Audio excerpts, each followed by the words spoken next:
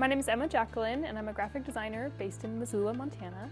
My business name is Desert Rain Design, and I do branding and web design for businesses.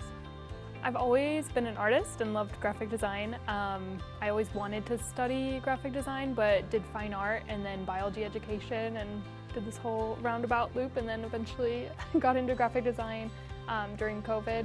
Well, a little bit before, but during lockdown I really had time at home to invest in my business. I actually had the finances to buy a new computer and an iPad and all the software and finally get things started. And I think that's the case for a lot of people, but I'm very thankful that I was able to start at that point. Yeah, it was a really rough time for a lot of reasons, but at least I had my work to pour into while I was staying at home. From a more abstract point, I feel like ever since I was a kid, I was always trying to sell people things. I always wanted to be a salesperson. I would draw little paintings and try to sell them to my neighbors for 25 cents. Or every time we had a school fundraiser, I always wanted to sell them as things and raise this money. So I felt like I had that attitude, but as far as skills that I've developed over time, I think I've had a lot of experience selling my own art, marketing my own art business, but now that I'm doing more design, I can take that experience to help other business owners who are on that part of their journey now. And having art skills in a lot of different areas, I feel like my design can be very versatile, and I can experiment with a lot of different styles and techniques and bring it all together to help someone else's vision come to life, which I love doing. I think studying biology and science was really cool because the psychology part of it and just learning about physics and the way the world works, people don't think it's connected to art, but it totally is, because anatomy is art. Drawing the body and anatomy are connected. Human psychology, survival of thinking that blue means water and having cover over you makes you feel safe. Those are principles that relate to design. So even architecture or landscape design, if you're walking on a street and you feel like it's cozy and you want to just walk around and hang out with friends there, that's a completely different feeling than being on some concrete giant parking lot that has no cover. That's really uncomfortable. So those psychological principles I feel really come into design, color theory, how colors make you feel. Yeah, so it's all connected. Yeah, so my meeting with Marguerite was really awesome. She was so helpful with helping me.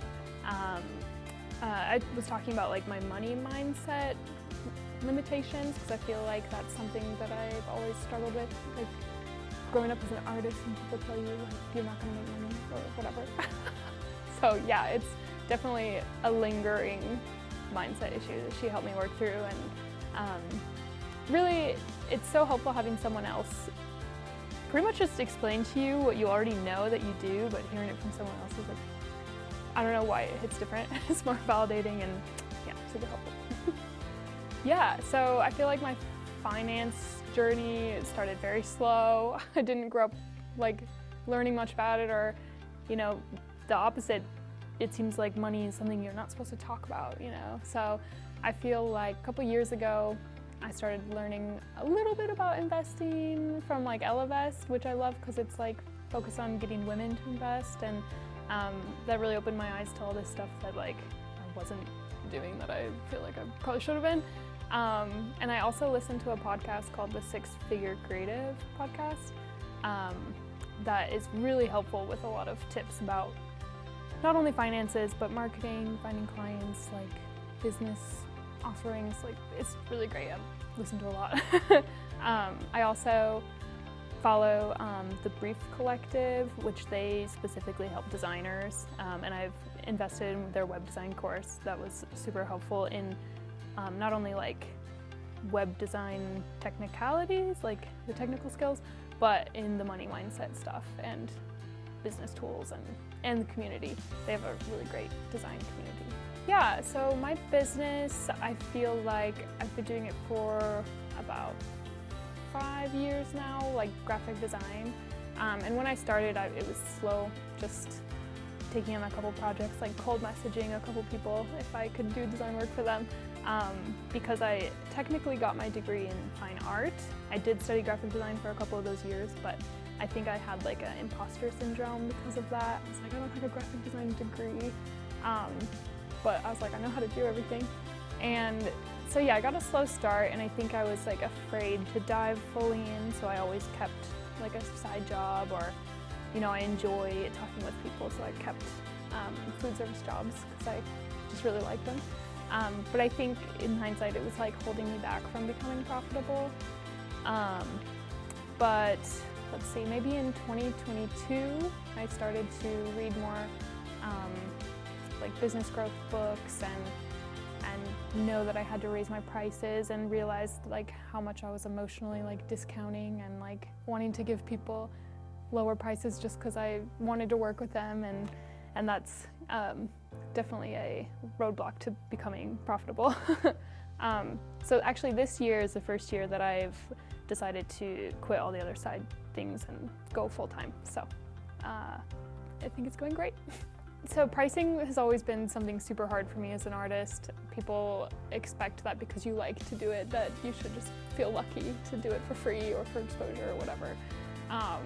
And I think, yeah, in 2022, I started really realizing that I need to raise my prices. One of the books I read said something about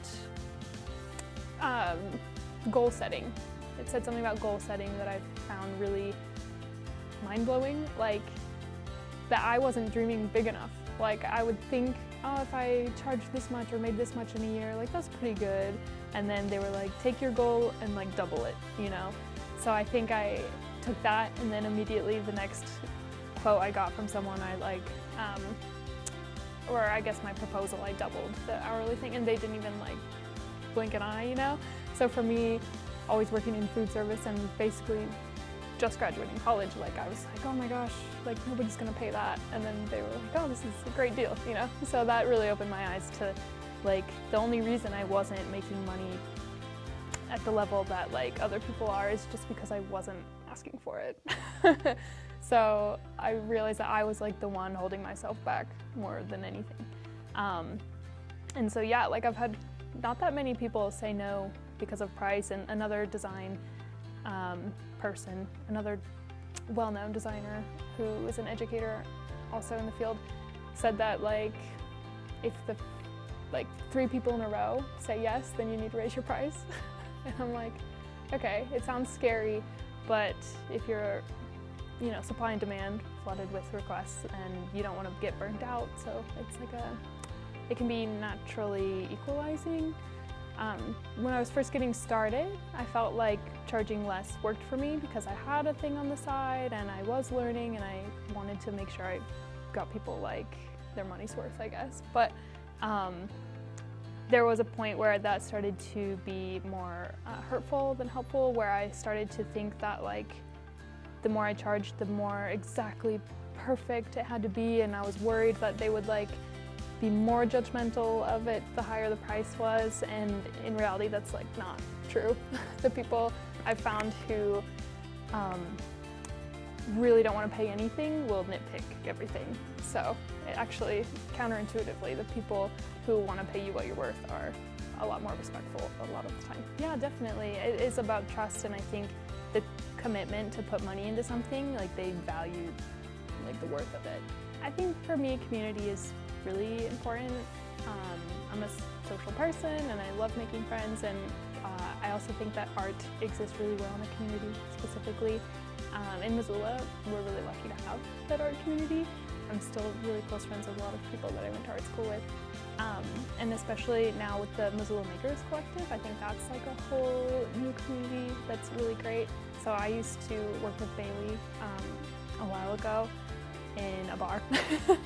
And now we've worked together on a lot of design projects, and she and Rachel have been like so great at like involving me in that community, and that has led to working with other clients around here, like around town, with their make your businesses, jewelry, ceramics, whatever the thing that they make.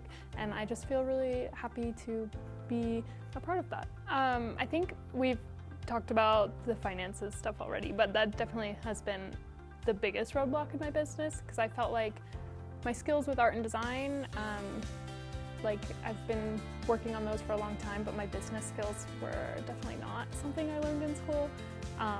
So yeah, just the base pricing was so hard to figure out, not only because if you haven't done a lot of projects, then you don't really know, but also I felt like the broader design community was kind of secretive about how much they charge, or like I didn't really know a lot of other graphic designers either. So honestly, I had no idea what was like normal or not. So yeah, luckily after doing the brief collective stuff, like they are really transparent about graphic design pricing, and that really helped me a lot. But yeah, it's a whole can of worms to involve money in anything. So I think the money mindset and the logistics combined, they're just like a challenge that I had to tackle, and I'm still constantly working on it. Totally. Yeah, I love you know, branding and logo development and like 2D graphics, but sometimes I also feel like I have to learn animation and like motion graphics, and you know, a lot of graphic design jobs, when you're looking to apply for a company, it wants you to be all of those things, plus a copywriter, plus a like web designer, email marketer, like you have to do everything. And I was like, oh my gosh, how am I gonna have the time? So now running my own business, it's nice because I do want to keep working on those skills, but it's not like, you know, I can also choose to focus down on just a couple of specific things as well. I think I have loved all of my clients. So it's hard to pick specifically just one, but I think one of the coolest things for me is like seeing designs like out in the real world. So like making a logo for someone and then seeing it on their building or on their food truck or like on a sticker on somebody's water bottle. I'm like, oh my gosh, that's so cool. Something that's fun about branding that I've learned over the years is when you start, maybe you think of logos as like just a logo for a business, but in the last few years I've really like worked on how all the aspects of a business come together, and how logos and color palettes and, you know, psychology come into shaping like the imagery for the logo, and typography. Like I'm like a typography nerd, so there's such emotion in typefaces that maybe you haven't thought about consciously, but they're everywhere. So I love incorporating all of that into a brand visual identity that like makes it all make sense, and it's really usable, and you can put it on all your products, your website, and really make things cohesive and look professional. And with just a logo, sometimes you'll go to design a website or design packaging and not know where to start, like what typefaces to use or what colors or what layout. And so I think that's why brand identity design is like super fulfilling for me, is to like make sure everything fits together, give them instructions on how to do it, how to use everything, and like literally create a brand. Like it's like a whole vision coming together, and that's like, yeah, really fulfilling and really exciting. And yeah, when I first started, I didn't have all of those elements like, yeah, solidified, and now I've really worked on my systems and deliverables and all of that, and it's just, yeah, really fun. Yeah, branding is strategy. Like so much strategy has to go into it before you even start designing. Like you have to understand the story, the audience, like your goals, the competitors, and all of that helps you create something that looks unique, but also is going to resonate with your customers and yeah, fit for the market.